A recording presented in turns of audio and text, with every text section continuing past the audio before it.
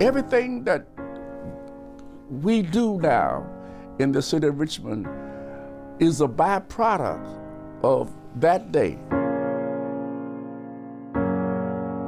February 22nd, 1960. We knew that we had to do something. We had to speak truth to evil. We had to speak truth to unjust laws. We had to speak truth to power, which was perpetuating that. And that's what we did. 2020 marks the 60th anniversary of when a group of Virginia Union University students stood up for civil rights to help end segregation by sitting down at a whites-only lunch counter inside of Thalheimer's. That group is better known as the Richmond 34. We went in there, sat around the counter. Of course, we got all the negativity, and they closed the counter while we were there, and we didn't. No one said a word. We weren't there very long before management came and approached us and told us that we had to leave because we were trespassing. And if you don't leave, you're going to be arrested. And I said, well, I'm not going to leave right now. So they arrested me. All 34 of them were arrested and charged with trespassing. I was the first on the first floor to be arrested, and I sat in that paddy wagon for a long time, seemingly to me.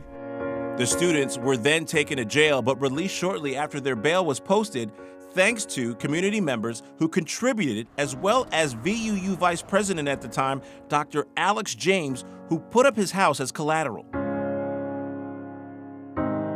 As we were ushered out, we heard all this pandemonium and noise outside. People were doing like this and giving us the high five, and I looked down the block and there were people from block to block.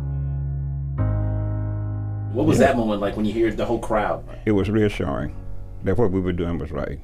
It was reassuring that what we were doing was going to make a difference. The Richmond 34 were convicted and fined, but appealed the ruling. It wasn't until 1965, 5 years later, that all the charges were ultimately dismissed.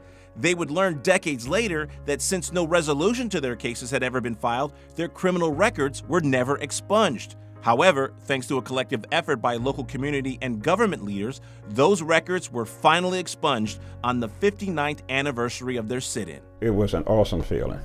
I tell family and I tell friends and I tell young people, you don't know how good it felt not to have a cloud hanging over your head, even though I didn't know it was hanging over my head. Richmond 34, who were brave individuals and souls. Thanks to a proclamation by Mayor LeVar Stoney last year, February 22nd has been declared Richmond 34 Day to serve as a reminder of what this group accomplished by protesting. I don't have to worry about if I go into this particular restaurant, can I sit down or not sit down to eat? I just go in and we all sit down. One individual and all of us can make a difference. It doesn't take 34 to make a difference. I realized that one person can make a difference.